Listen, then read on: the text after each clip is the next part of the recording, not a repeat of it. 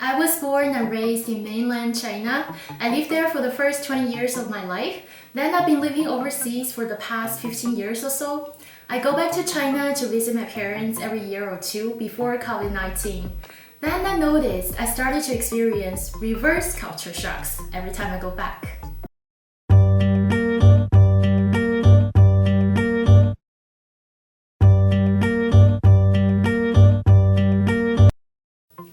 First shock, you can pay almost everything with your cell phone. My family and friends don't carry their bank cards or cash anymore when they go out. All they need is their cell phone. I remember one time I went out with my mom to a farmer's market and I wanted to buy a watermelon. I took out my wallet and I gave some cash to the farmer.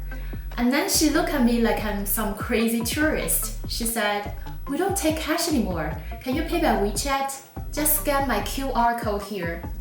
That just blew my mind. That was the first time I feel like I'm a foreigner in my own country. It never bothered me digging chopsticks in public plates before, till I got used to having my own plate of food in the States and in Europe.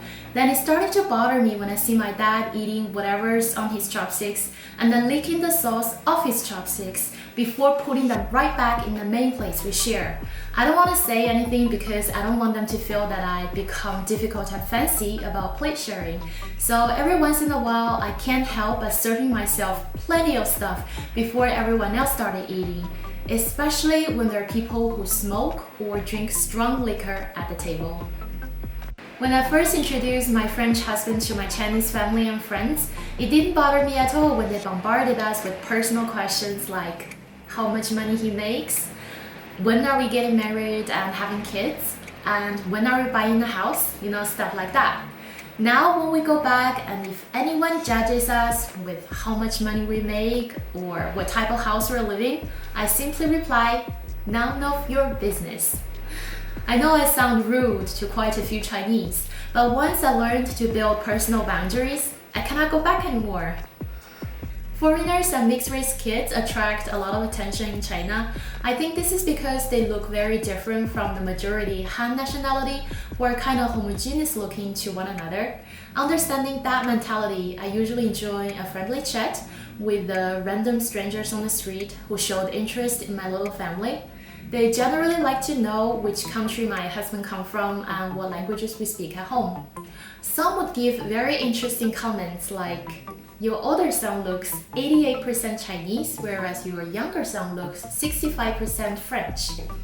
Well, that's a very advanced math you're doing there.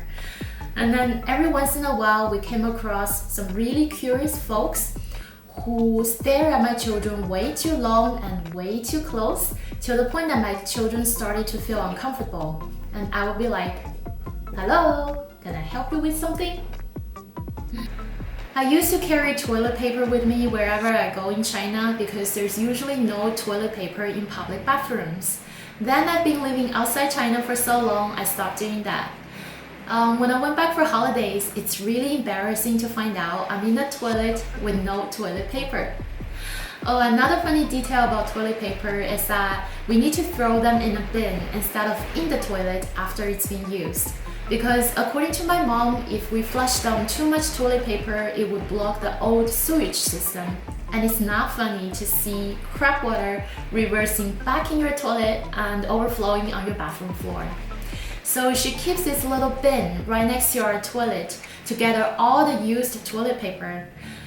I never found them gross before when I was growing up there. But now I became very aware that we're spending our precious holiday with a bucket of shit-covered paper in our bathroom. I hope you enjoyed my little anecdotes about my reverse culture shocks in China. Thanks for watching. Please like and subscribe, and I'll see you in the next video. Bye!